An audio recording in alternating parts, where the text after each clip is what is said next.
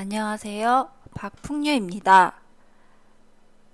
사실 원래 어린이책 출판사에서 겪었던 갑질 스토리 3화를 하려고 했는데 너무 좁은 분야의 얘기로 만들어지다 보니 어그로를 끄는데 힘들 것 같아서 화제를 바꿨습니다.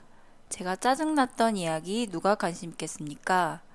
또 출판사가 회사지 작가 공동체도 아니고 이제는 아마도 신인 작가 발굴보다는 잘 된 거 번역해서 판매하는 정도로 사업을 하지 않을까 싶어요. 회사가 수입 창출만 하면 되지 뭐 그렇게 큰 기대는 할 필요가 없다는 생각이 들고 어느 정도 썰 풀었으면 됐다 싶어서 제목을 성장하는 산업에 머물러라라고 바꿨습니다. 제가 한 출판사에서 세 번의 편집자가 바뀌고 끝내 계약 파기를 당하고 이런저런 회사를 다니면서 느낀 점이 뭐냐면 유독 갑질을 하는 업종이 있다는 겁니다. 그 업종의 특성은 세 가지로 구직자의 수요보다는 공급이 많다는 점이고요. 또 굉장히 폐쇄적이다.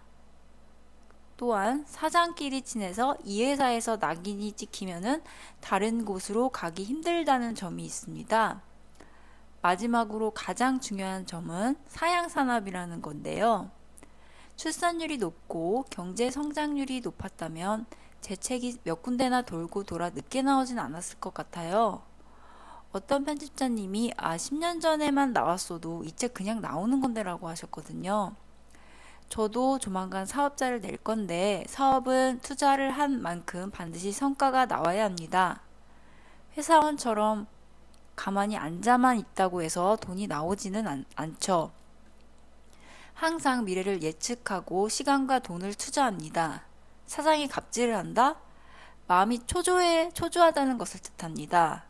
갑질하는 사장님들은 이 업종의 미래가 매우 어둡다는 것을 현재의 매출 추이를 볼 때 미리 예견했을 가능성이 큽니다. 출판계 말고 사양산업인 업종은 도매업이 있습니다. 저는 도매 관련 회사를 다니면서 디자인 작업을 했는데요. 그 사장님들도 비슷하게 갑질을 했는데 우선 성희롱 있었고요. 또 화장실 가는 거 보고하러 하라고 한 적 있었고 뜬금없이 막 갑자기 화내고 그런 사람들이 있었습니다. 아무튼 좀 정신적으로 안정적이어 보이지는 않았거든요. 여러분도 아시다시피 동네 구멍가게 다 죽지 않았습니까? 그 다음은 어디일까요? 바로 도매업이겠죠. 도매업 하시는 분들이 인터넷에 물건 싸게 올리면서 10원 단위로 내리면서 경쟁합니다. 당연하겠지만 남는 거 없죠. 또 문구 쪽이나 이런 곳들도 코로나로 학생들이 학교 안 가면서 판매가 훅 떨어졌습니다. 당연히 5년까지만 버텼으면 좋겠다라고 하면서 매우 비관적이세요, 사장님들이. 그리고 쉽게 자를 수 있는 사람 구하고 근무 환경 아주 열악합니다. 반대로 성장하는 산업, IT 계열의 사장님들은 마인드가 완전 다릅니다. 우선 직원들이 직접 발로 뛰어서 일하는 게 아니라 프로그램이 해주는 경우가 많고 핵심 인력 몇 명만 있어도 수입이 나기 때문에 마음이 여유가 있습니다. 인건비 투자가 적으니까 생산성도 있으면서 전망이 밝죠. IT 업종은 늘 인력이 부족하기 때문에 비교적 사람을 소중히 여기고 무엇보다 자유가 있습니다.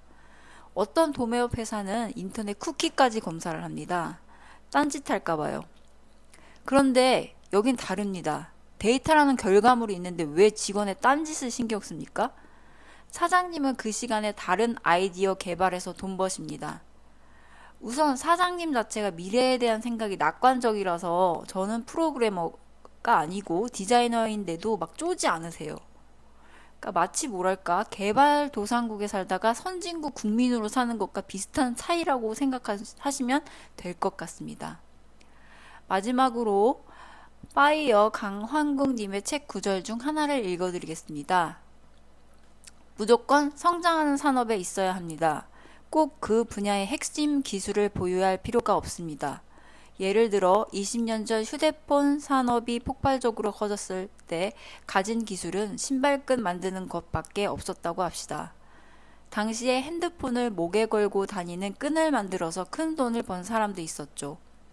요즘은 2차 전지가 각광을 받는데 그렇다면 2차 전지 포장지를 만들 수도 있고 관련 프린팅 사업을 할 수도 있겠죠.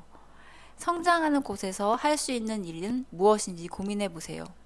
저는 제가 책을 만들고 있지만 단순히 책을 만들어 파는 사람이라고 생각하지 않습니다.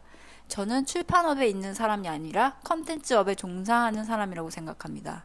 컨텐츠 산업은 발전 가능성이 크기 때문이죠.